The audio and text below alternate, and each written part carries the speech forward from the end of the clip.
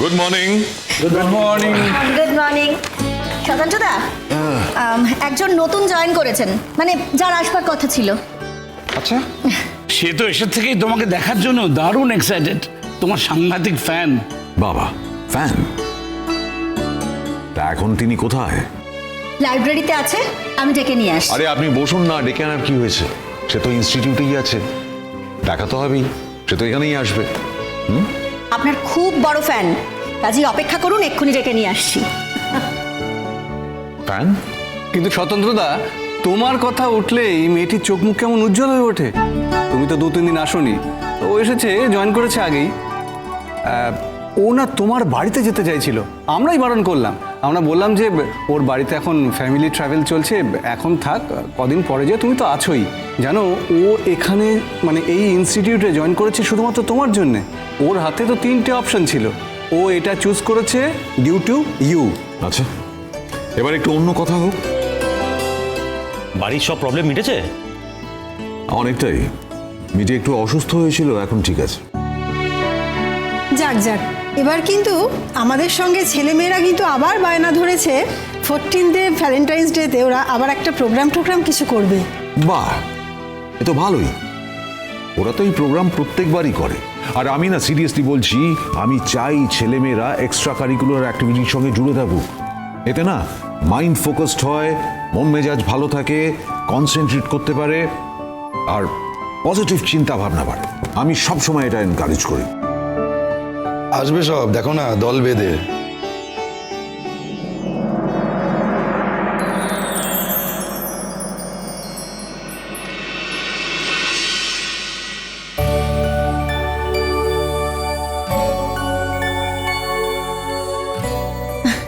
এসো এসো এসো, দেখো, অবশ্য এমন নয় যে তুমি আগে দেখোনি, এখন তো সোশ্যাল মিডিয়া খুললেই সবাই সবার ছবি দেখতে পায়।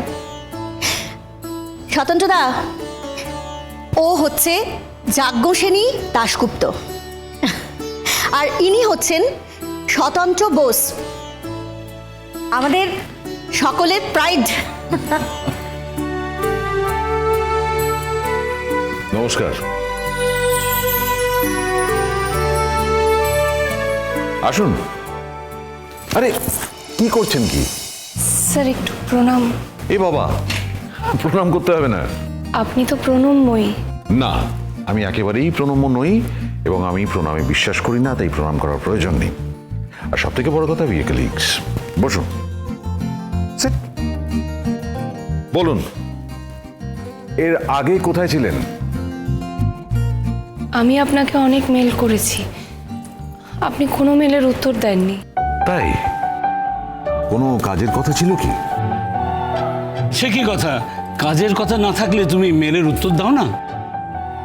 আরে না, সেরকম নয়। মেলে যদি কোনো গুরুত্বপূর্ণ কথা না থাকে, মেলের উত্তর দেওয়া হয় না আমার।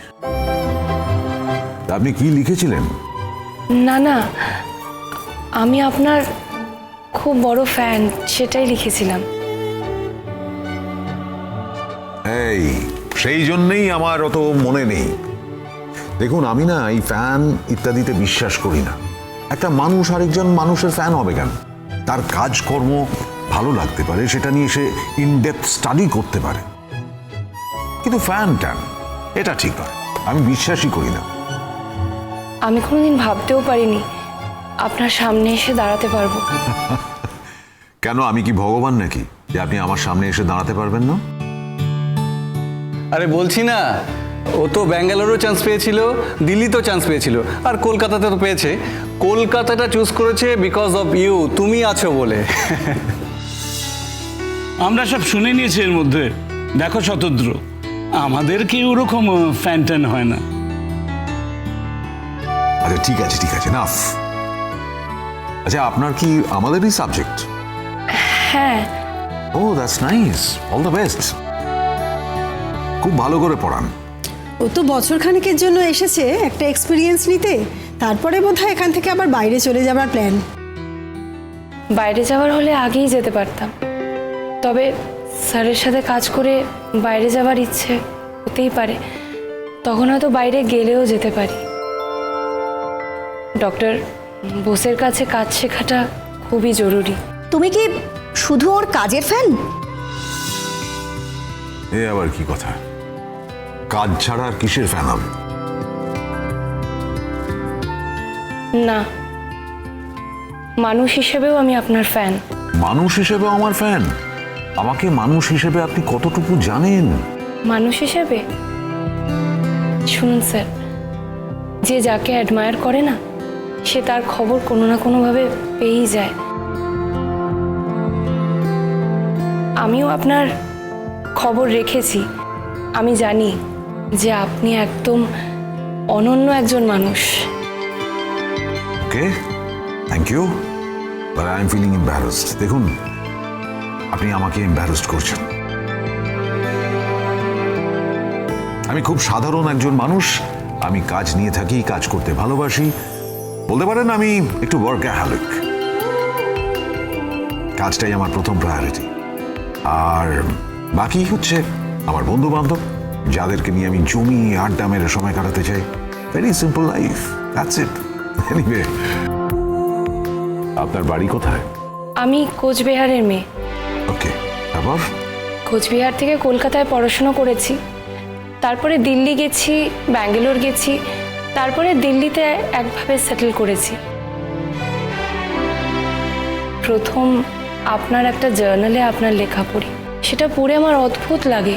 সায়েন্স বেসড লেখা ছিল, কিন্তু শুধু সায়েন্সের ওপর ছিল না, আপনার হিউম্যানিটি সাংঘাতিকভাবে রিফ্লেক্ট করেছে। তারপর থেকেই আমি আপনার ফ্যান। আমি আপনার সব খোঁজ রেখেছি তারপর থেকে। সে অনেক বছর আগের কথা, তখন আমি ইউনিভার্সিটিতে পড়ি। এরকম তো হতেই পারে, এরকম হয়।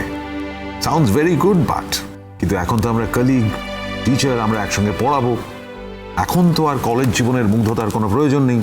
একদম ঠিক বলেছেন ডক্টর বোস, কিন্তু প্রত্যেকটা মানুষের তো একজন ব্যক্তিগত টিচার থাকেন। আমি সেই জায়গাটা আপনাকে দিয়েছি। আপনি আমার টিচার, আপনি আমার শিক্ষক। আচ্ছা আচ্ছা, ঠিক আছে, হয়েছে, অনেক হয়েছে। এর মধ্যে ক্লাস নিয়েছেন তো? কেমন লাগলো? হ্যাঁ, করেছি, খুব ভালো লেগেছে। এখানকার এনভায়রনমেন্টটা তো একদম আলাদা, আর এখানকার ছেলেমেয়েরাও ভীষণ ফ্র্যাঙ্ক। আমিও ওদের সাথে ফ্র্যাঙ্কলি মেলামেশা করার চেষ্টা করছি, তাতে দেখছি কাজটা বেটার হচ্ছে। এটা আপনি কিন্তু একদম ঠিক করেছেন। আসলে এরা তো বড় হয়েছে, এদের সঙ্গে যদি আপনি টিচার সুলভ ডিস্টেন্স মেনটেন করেন, তাহলে কিন্তু এরা আপনার সামনে ওপেন আপ করবে না। কিন্তু স্টুডেন্টের সঙ্গে এই আমাদের প্রফেসরদের ইকুয়েশনটা হচ্ছে ওপেন আপ বন্ধুর মতন। আর আপনি তাহলেই জানতে পারবেন ওরা কতটা শিখলো, কতটা পিছিয়ে আছে, and then you can cope up with it and go head with it. আচ্ছা, আমরা কি সবাই মুগ্ধ শ্রোতা হয়ে থাকবো?